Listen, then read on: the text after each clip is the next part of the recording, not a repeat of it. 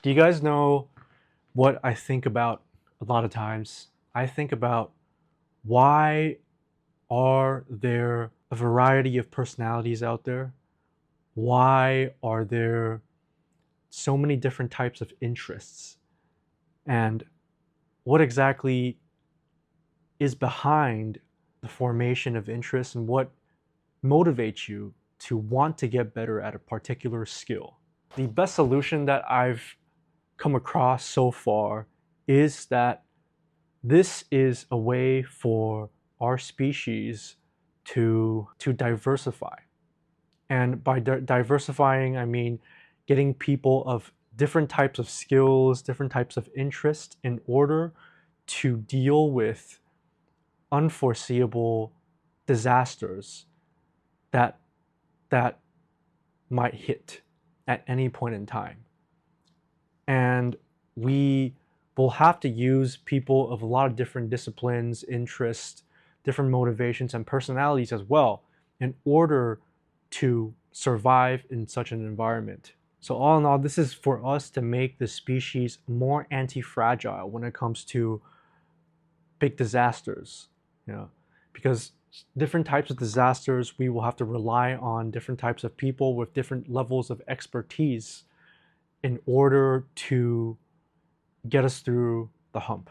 And in order for one to be very skilled at a particular discipline, there needs to be some sort of motivation and interest in order to motivate this person to achieve high levels of competence.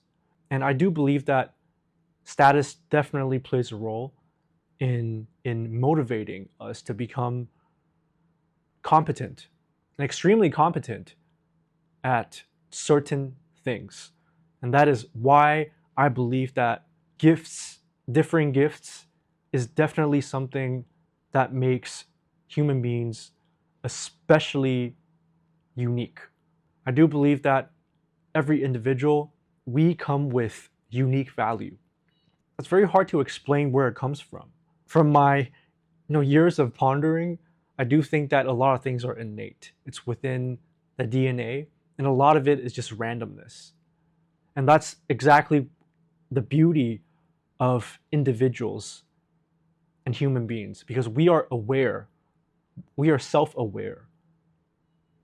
So we don't act around like chimpanzees, masturbating in public and stuff, shitting in each other's mouths in public and stuff, because we have that awareness to be decent.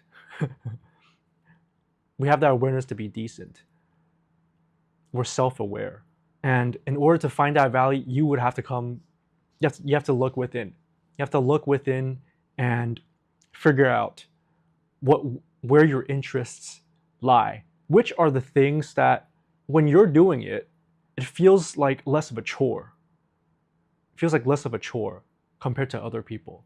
Say you're someone who's really, really into style and fashion, but for your next door neighbor, this person doesn't give two fucks about fashion. He just wears whatever everyone else is wearing.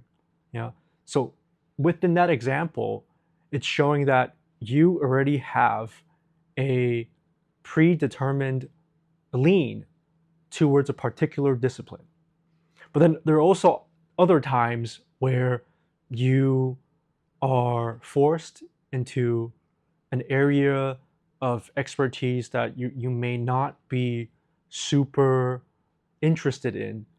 But after years of working, you realize that you're pretty good at that stuff.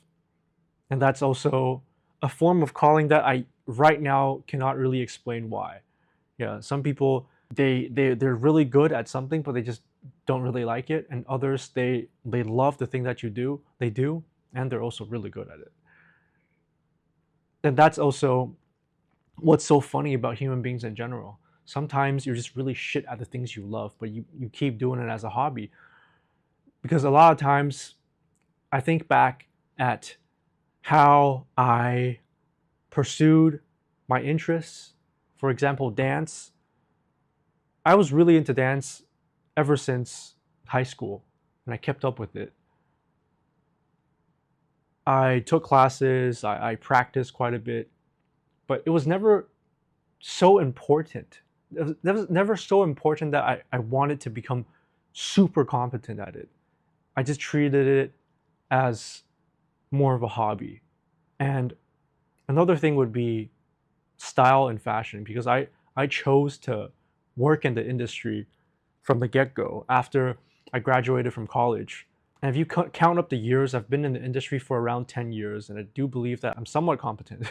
I'm somewhat competent at doing this whole category management, merchandising thing. So that's also an example where you could be interested in a particular subject and your competence can grow because you have more motivation in order to get better at the thing you're doing because you're interested in it. And there are other times where you may be interested in the subject, you like doing it, but you kind of just want to do it as a hobby.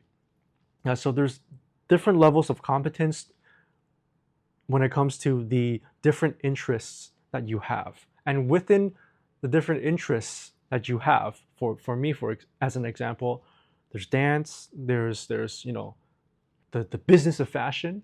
This would be the two status or competence hierarchies that I am trying to compete in. Yeah, even if it's a hobby, if it's a hobby. So for instance, for dance, I'm rather low on the pyramid of competence, but I enjoy doing it. To compare to the average person, I can still probably dance a little bit better, but compared to people who go to studios a lot or professionals, I am not good. I'm just not good.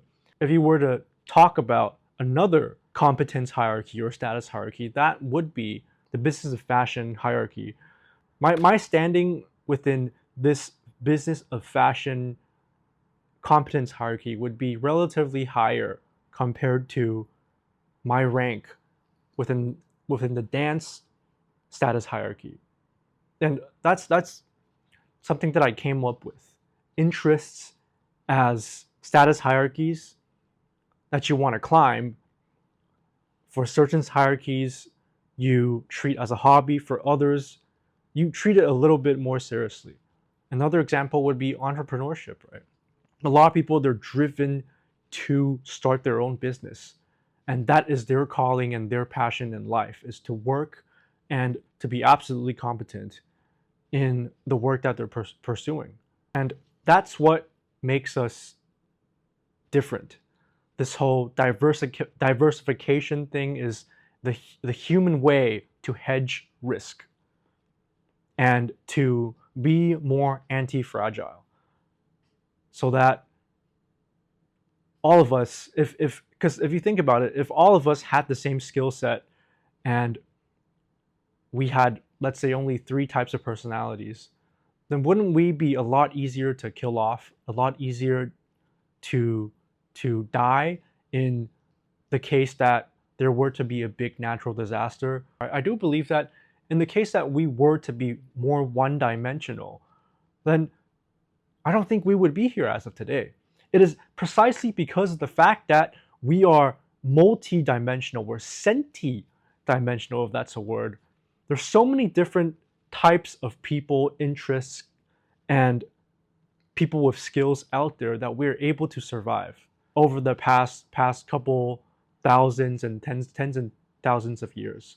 That's just something that I came up with one day when I was in the shower, connecting all the things that I'm really interested in, and I came up with this theory. And that's everything for today.